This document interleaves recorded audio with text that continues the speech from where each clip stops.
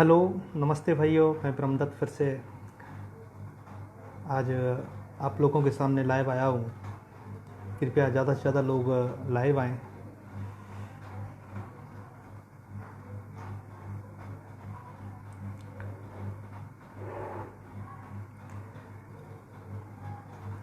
आप लोग लाइव आएंगे तो हम अपनी बात रख पाएंगे, आप तक मेरी बात पहुँच पाएगी और आपके जो प्रश्न होंगे उसके हम जवाब सही से दे पाएंगे।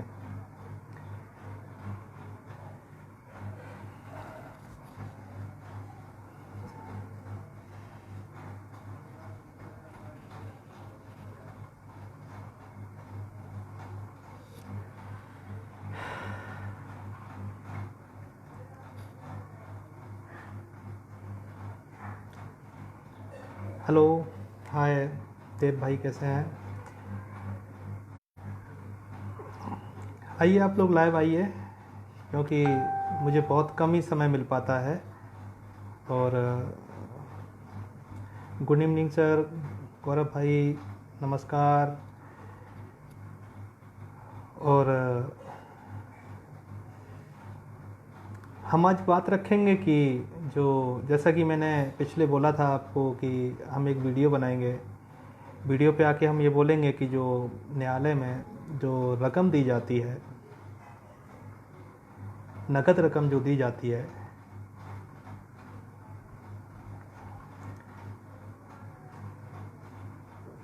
वो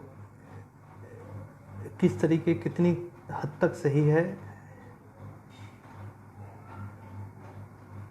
तो आज हम इन्हीं सब बातों पे बात करेंगे और आपके जो प्रश्न हैं उन प्रश्नों के हम कुछ उत्तर देंगे। और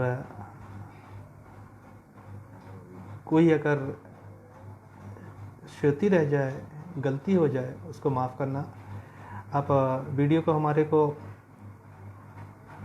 लाइव देखते रहिए। सब लोगों से निवेदन है, लाइव आइए।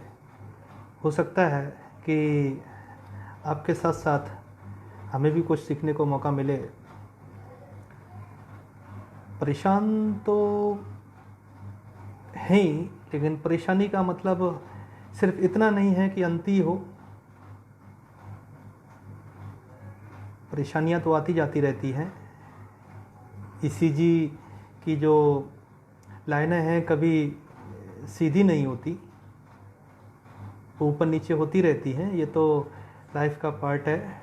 लेकिन हाँ, अच्छाई में और बुराई में, अच्छे समय बुरे समय में फ़र्क पता चल जाता है।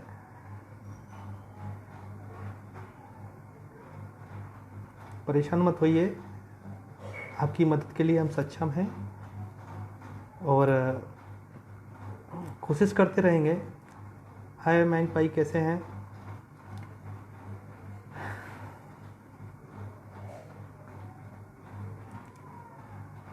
आइए आइए आप लोग लाइव आइए, क्योंकि हमें कुछ बात रखनी है और आप लोगों के लिए फ़ायदेमंद होगी।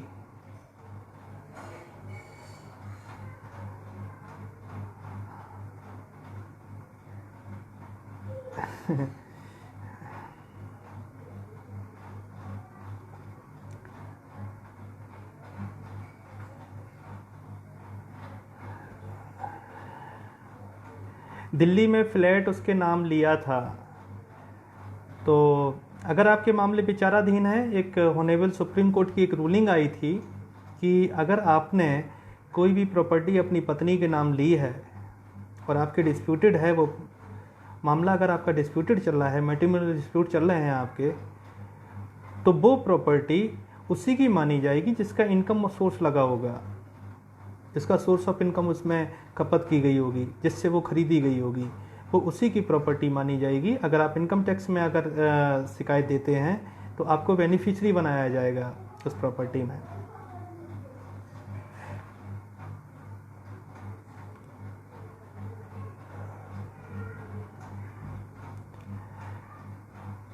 गौरव सक्सेना जी, क्या बताएं? 504 में ये तो गाली गलौज पे आ जाता है, अभद्र भाषा पे आ जाता है। 506 जान से मारने की धमकी आ जाती है। इसमें दो क्लाउज हैं, एक डराना धमकाना भी है और एक जान से मारने की धमकी, जिसमें कि कॉग्निबल ऑफेंस है। ठीक है। इसमें 506 में 2 सेक्शन आ जाते हैं, एक सेक्शन ए आ जाता है, एक सेक्शन बी आ जाता है। पहले सेक्शन में 3 साल की सज़ा होती है, दूसरे सेक्शन में 7 साल तक की सज़ा हो सकती है, वो डिपेंड करता है, ठीक है। 323 में मारपीट है, आप किसी को थप्पड़ मार देंगे, 323 का मुकदमा आपके ऊपर दर्ज हो जाएगा। 314 जो है वो मिसकैरेज के लिए है। और बताइए और क्या बताना है।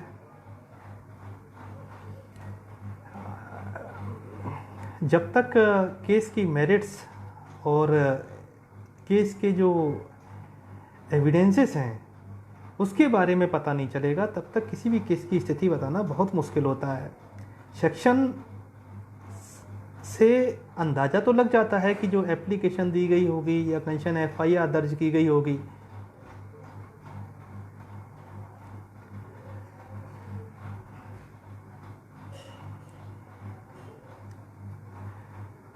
कोई बात नहीं देव भाई, आप अगर ज़्यादा जानकारी चाहें तो आप हमारे मोबाइल नंबर, जो हमारा व्हाट्सएप नंबर है, आप उस पर आ सकते हैं।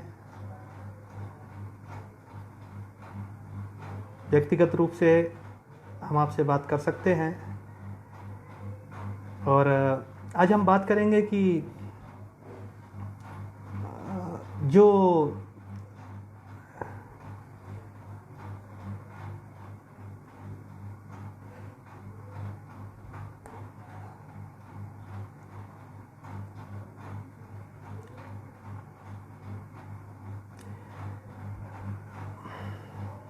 अभी आप लोग क्वेश्चन मार्क मत लगाइए, अभी कोई क्वेश्चन मत पूछिए। जब मैं बोलूँगा आपसे तब आप क्वेश्चन हमसे पूछना, उसके हम हो सकता है जवाब आपको देने की कोशिश करेंगे, क्योंकि मैं जिस मुद्दे पे बात करना चाह रहा हूँ वो उस मुद्दे से मैं थोड़ा सा इंटरप्ट हो रहा हूँ बार बार।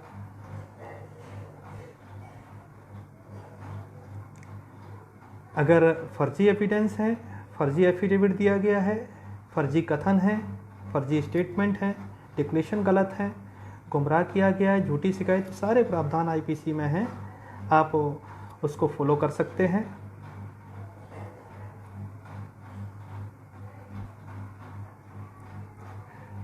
देव चौहान भाई साहब, सॉरी, मैं आपको कमेंट के जरिए मैं जिस मुद्दे पे लाइव आया हूँ वो मैं बात अपनी नहीं कह पा रहा हूँ। अगर आपको व्यक्तिगत तरीके से फ़ोन करना है आप कर सकते हैं, या फिर मैं लाइव बंद कर देता हूँ।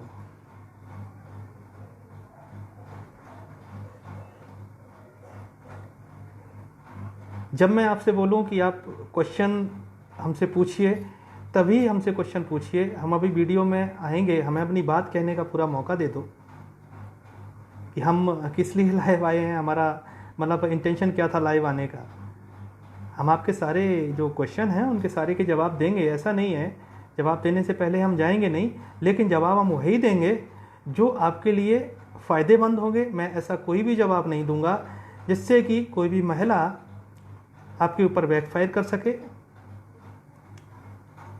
और मैं लीगल ऐसा कोई भी जवाब नहीं दूंगा जिससे कि आपको हानि होने की संभावना हो। यहाँ पे लाइव महिलाएं भी देख सकती हैं, पुरुष भी देख सकते हैं, कानून सबके लिए एक जैसा ही है, सबके अपने अपने वकील हैं। मेरा नंबर मेरे पेज पे दिया हुआ है, आप ससुर हमसे बात कर सकते हैं।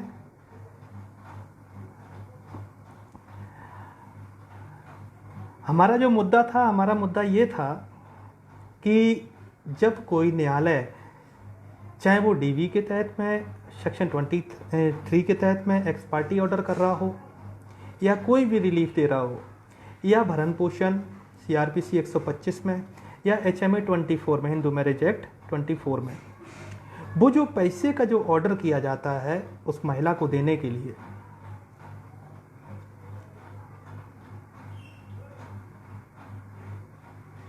तो वो पैसा कोर्ट में डायरेक्ट महिला को क्यों दिया जाता है? क्या ये उल्लंघन नहीं है? आपने देखा होगा ऑनरेबल सुप्रीम कोर्ट में, ऑनरेबल हाई कोर्ट में, जब भी किसी पैसे को दिलवाना होता है तो रजिस्ट्रार जनरल महोदय के अकाउंट में ट्रांसफ़र किए जाते हैं, उनके नाम से डीडी या कुछ भी, वहाँ से फिर उस महिला के अकाउंट में पैसे ट्रांसफ़र किए जाते हैं। क्या ये प्रोसीजर हमारे नीचे फैमिली कोर्ट्स में इशू अलाउ नहीं है? डायरेक्ट अलाउ है, लेकिन नहीं करते हैं, यहाँ पे वायलेशन हो जाता है। अगर आपके खिलाफ में कोई आदेश पारित हुआ है न्यायालय से, न्यायालय ने सपोज ये कह दिया कि 3,000 रुपये आपको महीने पे देने हैं, 10 तारीख को देने हैं, तो वो पैसा आपको डायरेक्ट अगर आप दे रहे हैं, डायरेक्ट अगर वो आपकी वाइफ अगर आपसे ले रही है डीडी के मार्फत या नकद या किसी के मार्फत कैसे भी, तो वो इलीगल हो जाता है जहाँ तक मेरा मानना है। क्योंकि न्यायालय अपने आदेश में कभी भी ये नहीं कहता है कि आप इनको डीडी के मार्फत पैसा दीजिए, नगद पैसा दीजिए और कुछ भी। हर न्यायालय जो फैमिली कोर्ट बनी हुई है उनका एक कोषागार होता है। ये जो ऑर्डर किया जाता है उस ऑर्डर के मुताबिक वो जो पैसा है उनके कोषागार में जमा होना चाहिए, और जो लड़की है जिसके फेवर में वो आदेश किया गया है उसको उसकी जिम्मेदारी बनती है कि वो अपना अकाउंट नंबर कोर्ट में दे, उस पर बाकायदा आदेश कराए, कोषागार से पैसा कट के लड़की के अकाउंट में जाएगा। ये लीगल प्रोसीजर होना चाहिए। आपने देखा होगा कि कोर्ट से आदेश हो गया, लड़कियां कभी कभी क्या करती हैं कि कोर्ट का आदेश हुआ, एग्जीक्यूशन नहीं फाइल कराया, उन्होंने ऑर्डर को कॉम्प्लाइंस नहीं किया, सर्टिफाइड ऑर्डर की कॉपी निकाल ली, ऊपर एक एप्लीकेशन लगा दी, कंशन एसपी डीएम वगैरह जिसको भेजना है उसको भेज देती हैं। क्या ये एक्ट का वायलेशन नहीं है? क्या ये प्रोसेस का वायलेशन नहीं है? ये डायरेक्ट प्रोसेस का वायलेशन है। ऑर्डर को कॉम्प्लाइंस करवाना है, एग्जीक्यूट करवाना है, एग्जीक्यूट करवाने के बाद में जो ऑर्डर वहाँ से आएगा उस पर आपको करना है जो भी करना है। यहाँ पे लड़कियाँ नगद पैसा, आप लोग नगद पैसा दे देते हैं लड़कियों को, डीडी के मार्फत दे देते हैं। क्यों? डायरेक्ट अकाउंट में कैसे लड़की के पैसा चला गया? ये इलीगल है। आप इसको रिकवर कर सकते हैं, बिल्कुल कर सकते हैं। लीगल प्रोसीजर तो यही है कि जो कोषागार है, कोर्ट की जिम्मेदारी बनती है कि जो भी पैसा आदेशानुसार बांधा गया है वो राजस्व जो कोषागार है, कोर्ट का जो कोषागार होगा या जो भी संबंधित अथॉरिटी होगी जहाँ सरकारी खजाने में पैसा जमा कर सकते हैं, वहाँ पे लड़की को अपना कोर्ट की फाइल पे अपना अकाउंट नंबर देना होगा और वो कोषागार से पैसा उसके अकाउंट में जाएगा, या उसको जैसे जिस भी मोड से देना हो देना होगा। क्या ये एक्ट का वायलेशन नहीं है? क्या यहाँ पे लीगल प्रोसेस का वायलेशन नहीं है? तो इन सब चीज़ों पे अगर आपके साथ में ऐसा हुआ है कि अगर आपसे डायरेक्ट पैसा मांगा गया है या आपसे डायरेक्ट बोला गया है कि नहीं, या फिर मजिस्ट्रेट ने अगर ऑर्डर में लिख दिया है कि 3,000 रुपये हमारे सामने दिए गए हैं, अगर आप ऑर्डर शीट में लिखा जाता है या किसी आदेश में लिखा जाता है कि 3,000 रुपये या 10,000 रुपये XYZ जो भी दिया गया है वो सामने दिए गए हैं, उस पर एंट्री हो जाती है अगर फाइल पे, तो भी लीगल प्रोसेस है। क्योंकि ऑनरेबल सुप्रीम कोर्ट ने साफ तरीके से ये कहा है कि कोई भी कोर्ट में कोई भी पैसा नगद तरीके से या नहीं दिया जाएगा। जो भी पैसा दिया जाएगा वो एक प्रोसेस के तहत दिया जाएगा। जब आपका जो आदेश हुआ है तो वो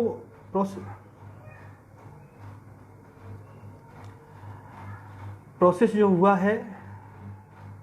और फिर दूसरी बात यह है कि एक मुश्त रकम की बात आ जाती है। एक मुश्त रकम जो है वो हिंदू मैरिज एक्ट सेक्शन 25 में प्रोसेस है उसका, उसमें मजिस्ट्रेट स्वतः कॉन्वेनियंस भी ले सकते हैं। लड़का पक्ष लड़की पक्ष दोनों में से कोई भी मांग सकता है। तो लड़कियां क्या करती हैं, बाहर से बाहर सेटलमेंट करने की कोशिश करती हैं। डाइवोर्स के जो डिक्री है उसमें जो दावा है दायर करती हैं उसमें लिखती नहीं है वो अमाउंट, चेक से ले लेती है। क्या ये ब्लैकमेलिंग नहीं है? ये सारा पैसा आपका रिकवर हो सकता है। अगर एक मुश्त रकम अगर देने की बात की गई है तो फिर लड़की ने कोर्ट में 25 के तहत में कोई एप्लीकेशन दिया है क्या जिस पे कि एक मुश्त रकम दिलवाई जा रही है न्यायालय से लड़की के पक्ष में? तो यहाँ पे क्या न्यायालय के आदेश का पालन नहीं हो रहा, वायलेशन नहीं हो रहा है? न्यायालय ने बोल दिया है कि नहीं आपको 10 लाख रुपए देने हैं लड़की को तलाक के बदले, तो ऐसे कैसे बोल सकते हैं? जबकि हिंदू मैरिज एक्ट 25 में तो साफ तरीके से कहा गया है। क्या उसके लिए कोई लड़की ने कोई प्रार्थना पत्र दिया है या कोई लड़के ने कोई एक मुश्त रकम लेने के लिए प्रार्थना पत्र दिया है तो एक मुश्त रकम दिलवाई जा रही है न्यायालय से? क्या यहाँ पे न्यायालय के आदेश को वायलेट नहीं किया जा सकता? तो बहुत सारी ऐसी चीज़ें हैं जो हम लोग गलत पैसा दे देते हैं, पत्नी को दे देते हैं, ऑर्डर शीट में लिख देते हैं, नगद पैसा दे देते हैं, दबाव बनाया जाता है। ये पूरा का पूरा मैं कह रहा हूँ 90% केसेस में ये वायलेशन हो रहा है।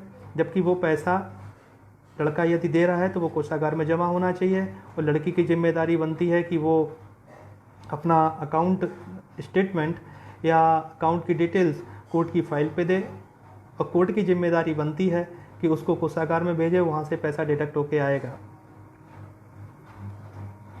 जैसा कि आपने देखा होगा ऑनरेबल हाई कोर्ट में, आपने देखा होगा कि जब भी मीडिएशन के लिए होता है ना, तो रजिस्ट्रार जनरल के लिए मतलब डीडी बनवाया जाता है, फिर वहाँ से डीडी से और उसके साथ में ही लड़की का भी स्टेटमेंट लिया जाता है, तो वहाँ से पैसा कट के उसके अकाउंट में डाला जाता है 2-4-6 दिन में, हफ्ते भर में, जो भी प्रोसेस हो। तो आप यहाँ पे चाहें तो आप लड़की से रिकवरी, अगर आपने पैसा दे दिया है, डायरेक्ट पैसा दिया है या एक मुश्त रकम ही क्यों ना हो, आप डायरेक्ट उसको वसूल कर सकते हैं। और हिंदू मैरिज एक्ट में ये प्रोविज़न भी है कि अगर आपकी पत्नी ने तलाक लेने के बाद और पैसा ले लिया है, उसने आपसे एक मुश्त रकम ले ली है, तो एक मुश्त रकम देने का जो प्रावधान है वो सिर्फ इसलिए है कि लड़की अपना जीवन यापन कर सके। इसलिए नहीं है कि एक मुश्त रकम ले ली, एक मुश्त रकम लेने के बाद में वो दूसरी जगह शादी कर लेगी, मतलब पैसा भी ले लिया और दूसरी जगह शादी भी। तो यहाँ पे हिंदू मैरिज एक्ट में एक सेक्शन दिया गया है, उस सेक्शन के मुताबिक जो पैसा दिया जा रहा है एक मुश्त रकम का, लड़की अगर दूसरी शादी करती है और आपके पास अगर प्रूफ है, और प्रूफ मिल जाएगा, तलाक के बाद लड़कियां धूमधाम से शादियां करती हैं, आपके पास में उनका मैरिज सर्टिफिकेट भी मिल सकता है, कार्ड भी मिल सकता है, पड़ोसी भी मिल सकते हैं, कुछ नहीं होगा तो आप सर्च वारंट भी निकाल सकते हैं CRPC के तहत में, लड़की कहाँ गई। उसके बाद में अगर ऐसा पता चल जाता है, पुलिस रिपोर्ट वगैरह में अगर कुछ पता चलता है कि ये दूसरी जगह है, किसके साथ में है, क्या है, ये सारी चीज़ें पता चल जाती हैं। लोग कहते हैं एडल्ट्री, ठीक है मानते हैं, एडल्ट्री नहीं साबित होती है तो क्या हो गया, ये तो साबित हो ही जाता है ना कि किसी दूसरे के साथ में कैसे रह रही है। अगर दूसरे के साथ में रह रही है तो 498 भी बन जाती है। तो ये प्रोविज़न में है कि अगर एक मुश्त रकम ले ली है और उसने दूसरी जगह शादी भी कर ली है, तो जो पति पक्ष है ना, उस पैसे को रिकवर करवा सकता है, और मजिस्ट्रेट है ना अपने ही आदेश को मॉडिफाई भी कर सकता है, अपने ही आदेश को कैंसिल भी कर सकता है। ये प्रोविज़न में है। अधिक जानकारी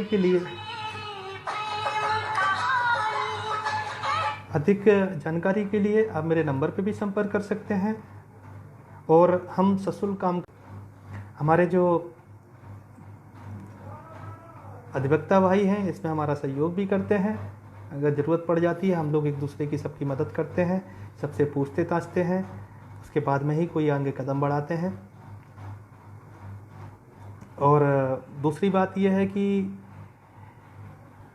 आप मूव कर सकते हैं, बहुत अच्छे से मूव कर सकते हैं, चाहे आपने मेंटेनेंस में रुपए दिया हो लड़की को, कोई बात नहीं, आपके पास रिकॉर्ड होगा, जो भी आप पैसे दिए होंगे सारा इलीगल प्रोसेस है। कोर्ट के प्रोसेस के मुताबिक, कानूनी प्रोसेस के मुताबिक ये पैसा कोषागार के माध्यम से लड़की के पास जाना चाहिए, ना कि डायरेक्ट जाना चाहिए। आप चाहे तो वो रिकवरी भी कर सकते हैं, आप चाहे तो आपत्ति भी दे सकते हैं। दूसरी बात, जो एक मुश्त रकम दी गई है उसमें 25 के तहत में क्या लड़की ने कोई ऐसा प्रार्थना पत्र दिया था तलाक के टाइम पे जिसमें कि वो एक मुश्त रकम की मांग करे? अगर मजिस्ट्रेट अगर स्वतः संज्ञान लेके अगर रकम की बात कर रहे हैं कि नहीं लड़की महिला को रकम दी जाए, है ना, क्या वो 25 एक्ट का वायलेशन नहीं कर रहे हैं हिंदू मैरिज एक्ट में? अगर महिला एक मुश्त रकम लेने के बाद में दूसरी शादी कर रही है तो क्या हिंदू मैरिज एक्ट में एक्ट का वायलेशन नहीं हो रहा? मजिस्ट्रेट अपने ही आदेश को खारिज करेगा और आपका दिया हुआ जो एक मुश्त रकम है उसको मैं ब्याज सही उसको वापस करवाएगा। लेकिन हम लोगों को ये जानकारी नहीं है, हम लोग नहीं जानते हैं, इसलिए हम लोगों को गुमराह किया जाता है। कानून पढ़ो, स्वतः कानून पढ़ो और अपने जो वकील भाई हैं उन लोगों की मदद करो। मैं जानता हूँ उनके पास, वकीलों के पास बहुत सारा प्रेशर रहता है, मैं खुद प्रैक्टिकली ये चीज़ देखता हूँ, मैं खुद साथ में रहता हूँ, नहीं दिमाग में आती हैं चीज़ें, और आप उनका सहयोग करेंगे, वो आपका सहयोग करेंगे, जाहिर सी बात है। सारी चीज़ें आप अपने अधिवक्ता के ऊपर अगर छोड़ देंगे तो मामला आपका है, ना कि अधिवक्ता का है। आपको उनका सहयोग करना पड़ेगा। अगर आपको जीत चाहिए आपको सहयोग करना पड़ेगा, और अगर कोई जानकारी चाहिए हो तो आप हमसे भी संपर्क कर सकते हैं। आप सारा पैसा रिकवर करा सकते हैं और फैमिली कोर्ट में तो अगर सही बात पूछी जाए, मैं तो खुल के कहता हूँ कि अधिकांश वायलेशन होते हैं, चाहे वो डाइवोर्स का आदेश हो, चाहे सेक्शन 9 का आदेश हो, चाहे 125 के लिए हो, या सेपरेशन के लिए हो, अनिल एंड वाइड के लिए हो, कोई भी हो, वो टोटली वाइज्ड ही होते हैं लगभग। क्या तलाक का मुकदमा दायर किया गया सहमति से हो या एक्स पार्टी हो, क्या उसमें 25 की एप्लीकेशन दी गई है लड़की की तरफ से कि हमें एक मुश्त रकम दिलवानी है? क्या ऐसा कोई स्टेटमेंट दिया गया है? जब ऐसा कोई स्टेटमेंट नहीं दिया गया है तो मजिस्ट्रेट स्वतः संज्ञान कैसे ले सकते हैं? स्वतः संज्ञान लेने का प्रावधान तो हिंदू मैरिज एक्ट 25 में भी है। और फिर उसी और सेक्शन में ये भी कहे गए हैं कि लड़की अगर दूसरी शादी कर लेती है, जो एक मुश्त रकम अगर दी गई है उसको, तो एक मुश्त रकम देने का मतलब तो यही हुआ कि ये जीवन यापन करे। साफ साफ लिखा है, कानून में साफ साफ लिखा है, हम कुछ अपनी तरफ से जोड़ के नहीं बता रहे हैं आपको। इसलिए परेशान होने की ज़रूरत नहीं है। आप लोग अगर हमसे संपर्क करना चाहें तो हमारे टर्म्स कंडीशंस हैं, आपको फॉलो करने पड़ेंगे। बहुत सारी कॉलें आती हैं, समय का बहुत अभाव है हमारे पास। आप लोग अगर कोई क्वेश्चन पूछना चाहें तो आप लोग क्वेश्चन पूछ सकते हैं। चेहरा ऐसा ही रहेगा जैसा आप देख रहे हैं, परेशानियां कितनी भी हों। अब ये नहीं है कि ज़रा सी परेशानी आ गई तो हम फांसी का फंदा लटकाने लगे। कितने बार मरेंगे यार? 3 बार मर चुके हैं। इसलिए डरना छोड़ दो। जो गलत करेगा उसके लिए सारे प्रावधान हैं। आप अगर कुछ पूछना चाहें तो आप पूछ सकते हैं हमसे।